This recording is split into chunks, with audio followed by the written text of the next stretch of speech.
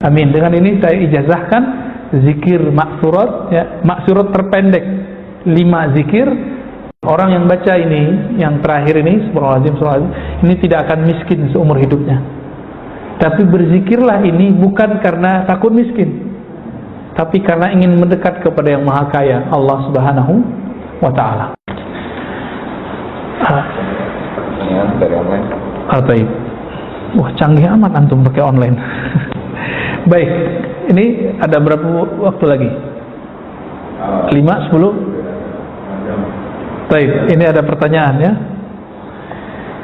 Pak Lukman Hakim, Pak Ustadz, syukran materinya. Bagaimana realisasi ibadah mahdhah? Ibadah mahdhah itu ibadah murni dengan ghairu mahdhah, ibadah yang tidak murni. Contohnya ngaji. Ngaji ini kan ghairu mahdhah. Apalagi kita kerja niatnya menafkahi keluarga, itu ibadah, Pak. Itu ibadah juga. Disebut ibadah ghairu mahdhah, ibadah yang tidak murni. Apa yang kita harus lakukan dalam merealisasikan ibadah mahdhah dan ghairu mahdhah, ya? Di mana kebanyakan kami adalah orang awam. Jadi beliau lagi bertanya tentang cara menerapkannya. Allah berfirman ya dalam Al-Quran, wa ma khalaqtul jinna wal insa illa liya'budun. Masih ingat ayatnya? Tidaklah aku ciptakan jin dan manusia kecuali untuk ya'budun. Ya'budun secara harfiah artinya menyembahku. Tapi berkali-kali saya menerjemahkan ya'budun artinya mengenalku. Ibadah mahdhah, ibadah fisik kita dan kolbu, itu sholat, zakat, haji, umrah, ya, sholat sunat, ya. Ibadah ghairu mahdhah ini ibadah yang isinya untuk mengisi rohani, tapi kadang-kadang fisik kita nggak kebawa. Dan perlu diketahui kadang-kadang ghairu mahdhah itu secara kualitas lebih tinggi daripada mahdhah, kadang-kadang lebih wajib daripada mahdhah. Contohnya ketika ada ta'lim, kita masuk masjid, mau tahiyatul masjid, lebih dahulukan tahiyatul masjid atau ta'lim? Tahiyatul masjid apa ta'lim? Tahiyatul masjid sunat nggak? Ta'lim itu wajib atau bukan? Wajib, cuma dia ghairu mahdhah. Wajib tapi ghairu mahdhah, gitu Pak. Nah, nanti bisa diterapkan semuanya nih ya, termasuk sholat syuruk. Tapi antum terserah ya, kita tidak paksa. Kalau mau sholat silakan, cuma kalau ngikutin ilmunya, kajian masih berjalan lalu syuruk masuk, nah, tinggal pilih yang sunat atau yang wajib gitu. Itu nggak masalah ya. Terus apa saja yang kita niatkan untuk Allah, untuk membantu hamba-hamba Allah, keluarga kita kan hamba Allah, maka itu ibadah ghairu mahdhah. Apalagi kalau bapak ini kerja, niatkan saya nanti mau zakat dari kerjaan ini. Udah Pak, itu dari awal berangkat sampai bulan besok dapat gaji, itu semua dihitung ibadah, ya, dihitung ibadah semua. Tapi ingat juga, ada ibadah mahdhah karena niatnya tidak benar, itu nggak dapat apa-apa. Saya sholat supaya disebut ahli ibadah, ya. Saya ngajar, baru mahdhah nih. Saya ngajar supaya disebut orang alim, supaya disebut ustadz sunnah, ustadz aswajah, ya. Nah ini ibadah ghair mahdhah, ataupun mahdhah nggak dapat apa-apa saya. Paling-paling dapat honor, pulang-pulang cuma dapat honor, nggak dapat pahala saya. Nah, inilah kejadian guru-guru di madrasah, kiai-kiai di pesantren.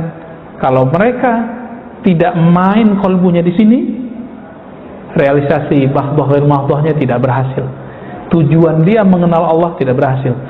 Tadi coba diartikan, aku ciptakan jin manusia, tidaklah aku ciptakan mereka kecuali untuk mengenalku.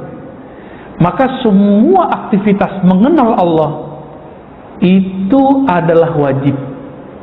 Mau bentuknya ta'lim, mau bentuknya zikir, mau bentuknya sholat, Maka kita nggak perlu benturkan. Kalau ada teman kita tadi waktu masuk masjid dia sholat sunat dulu, padahal kita taklim, nggak masalah Pak, biarin.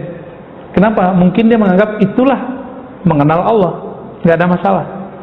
Sama misalnya antum lagi taklim masuk syuruk, ada orang sholat sunat, berarti mungkin itu pemahamannya, itu tidak masalah juga. Tapi kalau ngikutin ilmu ma'rifatullah, mengenal Allah sesaat itu lebih afdal dari 1000 rakaat.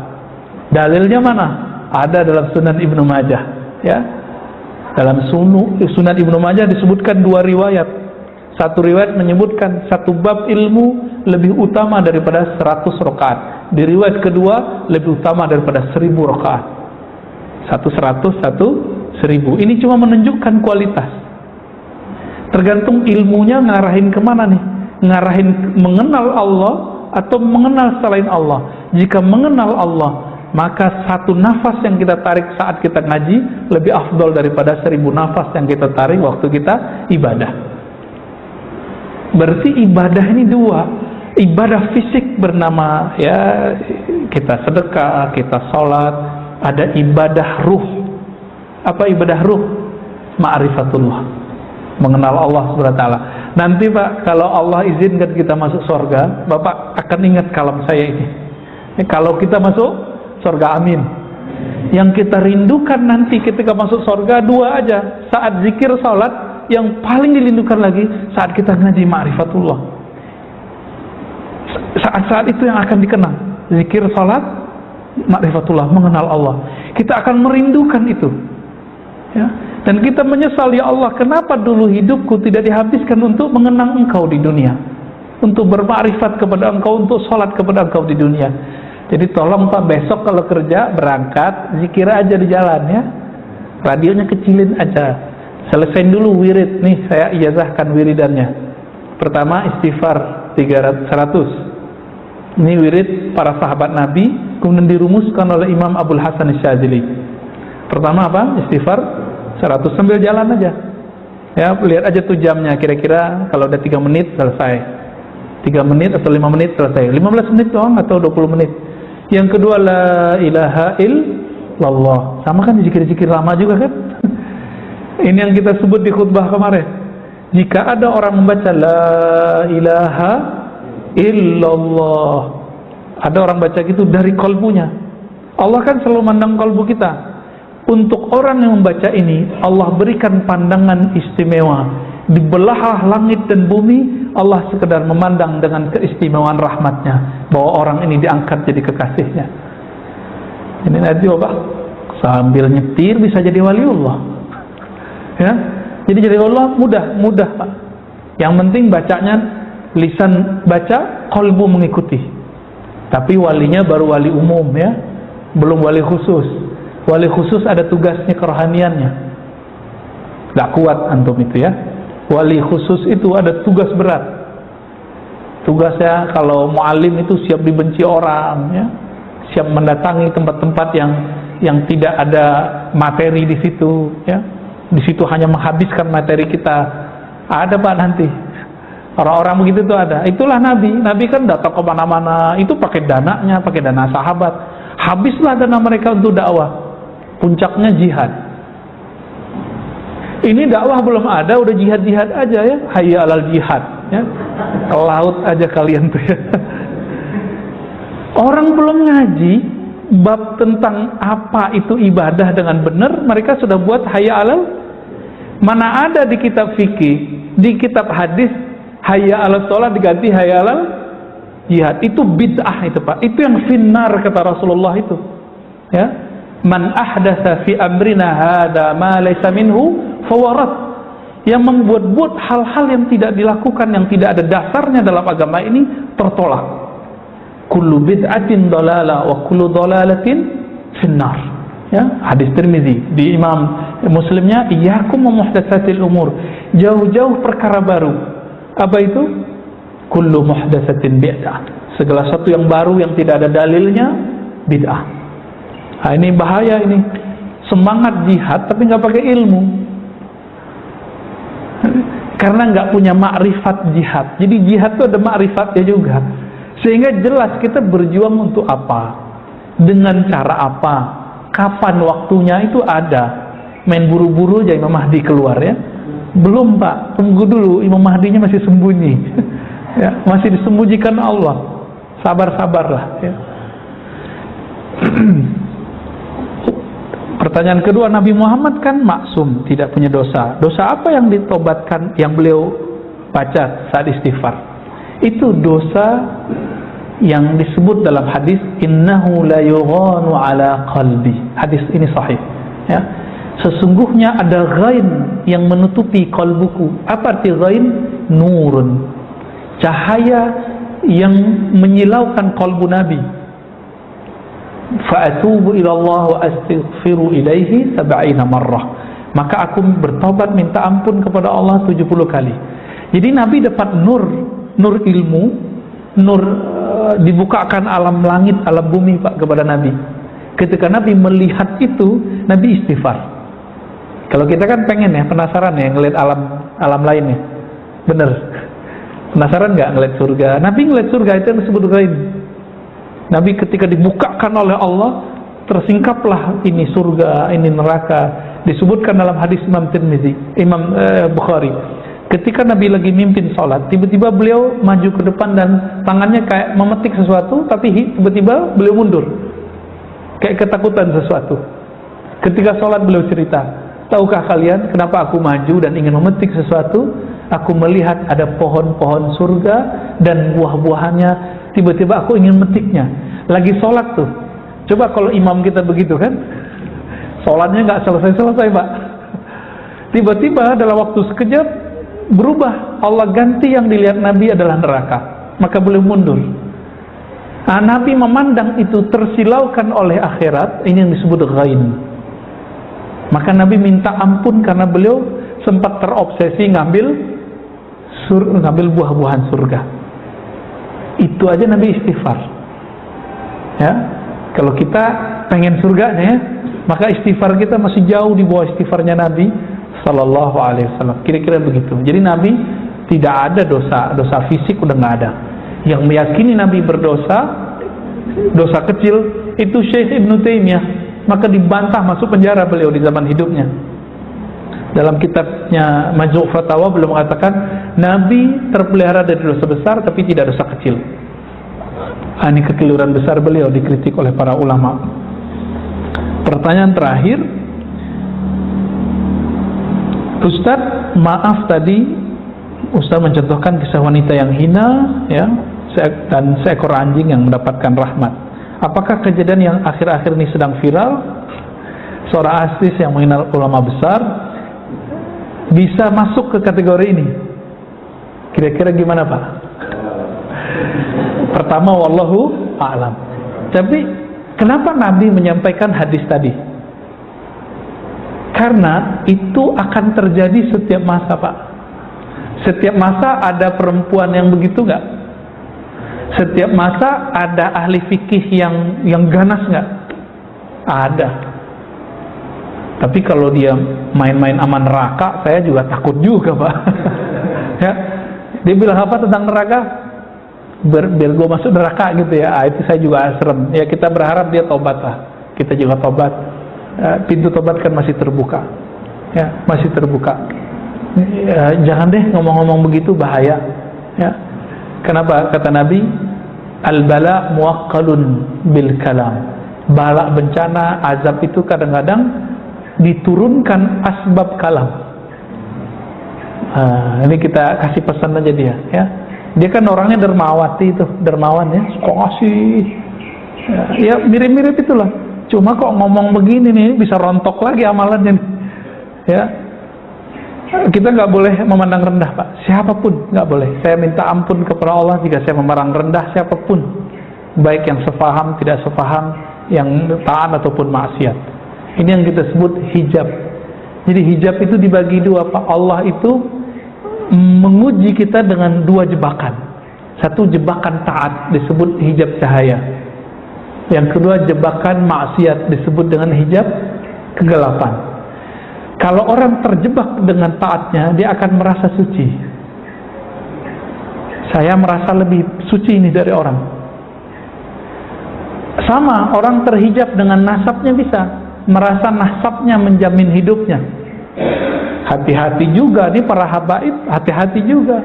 Walaupun antum itu keturunan Rasulullah, nanti yang akan memutuskan Sayyidah Fatimah. Sayyidah Fatimah kan dapat laporan nanti siapa cucu-cucunya yang mengikuti ajaran Nabi. Yang nggak diikutin dipecat pak kehabibannya.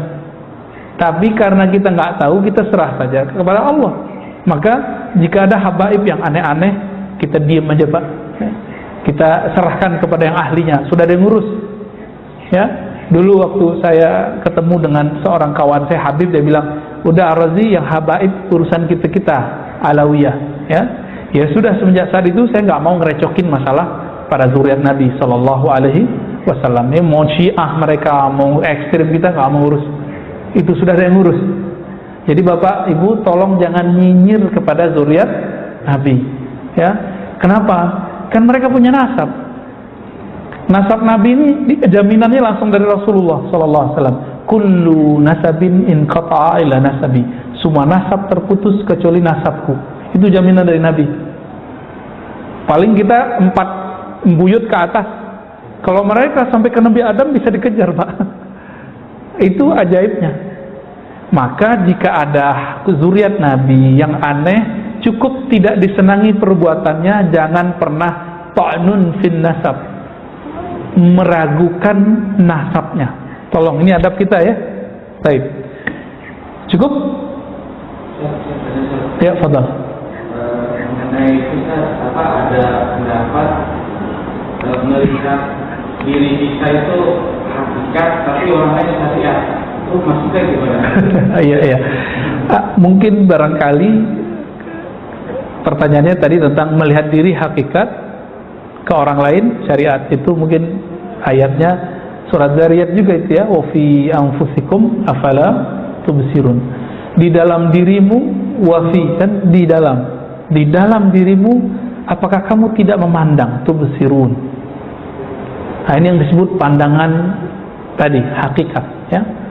Istilah syariat, tarekat, hakikat, ma'rifat itu istilah ulama. Kalau bahasa kita sederhana ya, syariat itu pakaian tubuh, tarekat itu latihan jiwa, hakikat itu pencapaian kolbu, ma'rifat itu kebahagiaan ruh. Ma'rifat itu ilmu artinya. Ilmu, maka disebut ma'rifat. Untuk apa orang berlatih zikir? Supaya dapat ilmu. Untuk apa orang ngaji? Supaya dapat ilmu. Semuanya itu dapat ilmu. Jadi tidak salah istilah begitu ya. Ada lagi? Tadi itu baru 2 saat yang tadi dikasih baru apa? Oh ya, zikirnya ya. Astagfirullah 100 kali, la ilallah 100 kali. Yang ketiga, salawat 100 kali. Yang pendek aja, sallallahu ala Muhammad. Pendek ya, nggak usah dihafal-hafalin. Kalau lebih bagus, Allahumma sholli ala Muhammad wa ala ali Muhammad. Boleh pakai Sayyidina Muhammad, boleh tidak. Yang ketiga, yang keempat, subhanallah wa bihamdihi subhanallah al-azim. Orang yang baca ini, yang terakhir ini, subhanallah, ini tidak akan miskin seumur hidupnya. Tapi berzikirlah ini bukan karena takut miskin, tapi karena ingin mendekat kepada yang maha kaya, Allah subhanahu wa ta'ala. Minimal perasaannya nggak merasa miskin walaupun hidupnya sempat susah ya. Itu subhanallah bihamdi subhanallahil azim. Nanti di lain waktu kita syarah. Jika waktunya banyak, tambahkan ya latif 129 kali. Ya latif, ya latif, ya latif ya, bisa dihitung pakai ini. Ya latif, wahai yang maha halus, yang maha lembut takdirnya, kudrah iradahnya. Nah, itu ijazah yang saya dapatkan dari masyayikh kita untuk zikir pagi dan sore. Itu yang saya amalkan pak, pagi kalau pulang pengajian, pulang subuh, itu di rumah, khusus di rumah saya amalin itu, supaya di rumah kita bercahaya. Kalau nggak di kendaraan ya, supaya kendaraan kita ikut bangga. Jadi dimanapun tempat kita berzikir, itu tempat itu nanti jadi saksi. Dan mereka mengatakan, wahai benda-benda selainku, saksikan bahwa aku sedang ditempati oleh orang yang berzikir. Begitu dalam riwayat Imam Ibnu Barak dan hadisnya hasan. Semoga kita termasuk yang mereka banggakan itu. Amin. Dengan ini saya ijazahkan zikir maksurat ya, maksurat terpendek 5 zikir Astaghfirullah, la ilaha illallah, sallallahu ala Muhammad, subhanallah bihamdihi azim, ya latif, sebagaimana saya diijazahkan guru-guru kita. Ya, ala hadhihi niyah wa lima syekhina